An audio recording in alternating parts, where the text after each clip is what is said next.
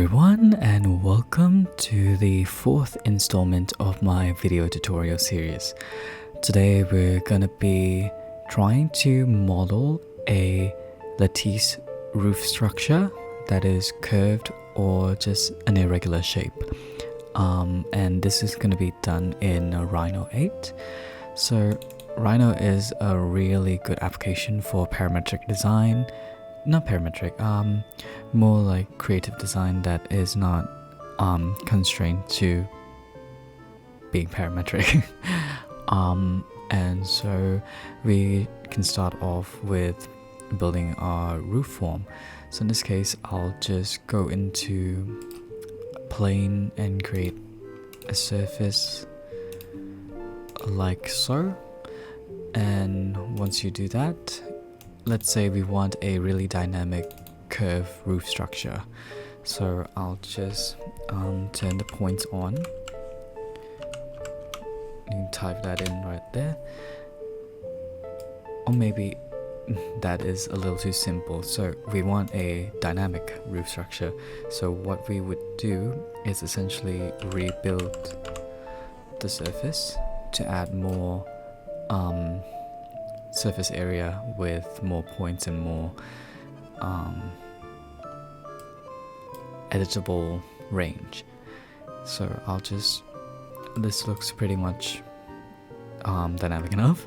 I'll just okay that, and then we'll go to points on, and we'll just push and pull to make it look dynamic, I suppose.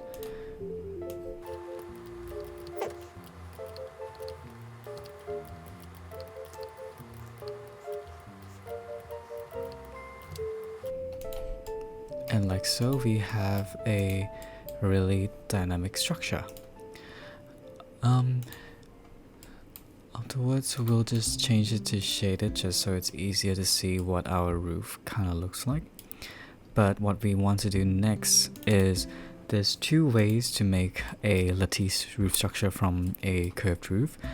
And we'll go with a more, not similar, but a modified way. I'll show you. So first of all, we'll want a lattice roof structure will be whatever shape you would like it to be, but in this case I'll go with a sort of square grid, but a diagonal square grid. So we'll just make a square that will a rectangle in this case that covers the roof itself. Once I do that, I will then draw a line. With the lattice structure, the beam will be 120 centimeter. 120 would be a little too much. We'll say 60 millimeters. We want that backwards, so let's actually do that instead. Excuse me. Minus 60. There we go. Now we have our beam set out. Then we'll just array curve and select via clicking the Control Shift, select this specific line to array it, and we'll go with a distance of around 1200. That is a little too much, so let's say 800 instead.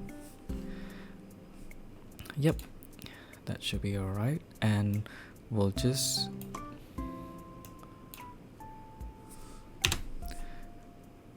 group these up. Now after this, what we can do is change it diagonally by, let's say, 25.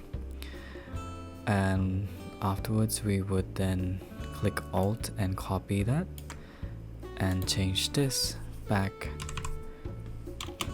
50 so it's on the other rotation. Afterwards, well, we should probably do this instead. Maybe copy this and move it back to its position so that we have one that's symmetrical to each other. Change one to a 45-degree angle, change another to a minus 45-degree angle. We could change the angle up a bit just to make it a little more diagonal, but you can change it to any degree you'd like. Just in this case, I want a roof structure that's really diagonal, and yeah, so it's not covering the whole base, so I'm just gonna copy the lines to make it cover the roof, and right there. Now what we want to do is then go back to perspective view, and seeing as this is not covering it a bit, so I'll just move it down a little bit so it covers the roof. Now what you want to do is essentially select all the lines that you've created, and then go back to top view, make sure it's in a view that's having the line overlapping your roof structure, and you project that line onto your surface, which is the roof. Now as you can see, the surface itself has the line projected on, and in a way that makes the lattice structure. What you want to do is maybe make sure that you're only selecting the lines of the roof, so you might want to move all the lines you've created to another area, and we'll hide the roof structure for now so that we can only just select the lines. Now what you want to do is then either click on this circular item here and extrude the beam by how many thickness you'd like. In this case I'll go with 300, and we'll let it be for a little bit, and there we go. We made a little lattice structure. Sometimes it doesn't really work properly, so what we want to do in that case is loft the form. This will take a little bit of manual work, but it will then create a much better output. So we'll just loft, and what makes it faster is you can select the curve you want to loft, and then right click, and it will do the same action. Just want to do that.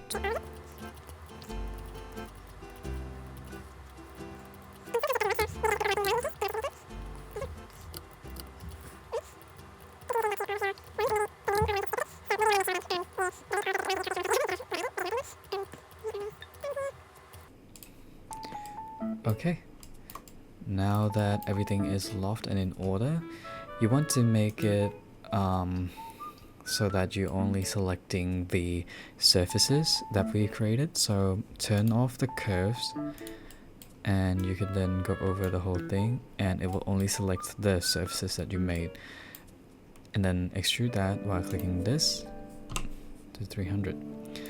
Now sometimes it does weird stuff like this, so what another option you can choose to do is essentially offset the surface and make sure all the arrows are going in the same direction. In this case, like, I want it all to go upwards so that everything extrudes upwards.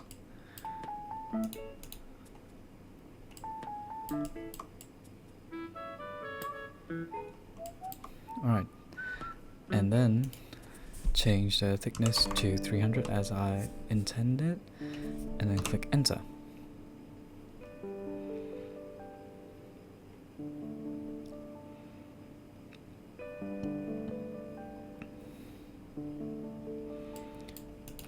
Now we have a much better version of what we were trying to do, and there you have it. now you know how to create a lattice curve roof structure in Rhino.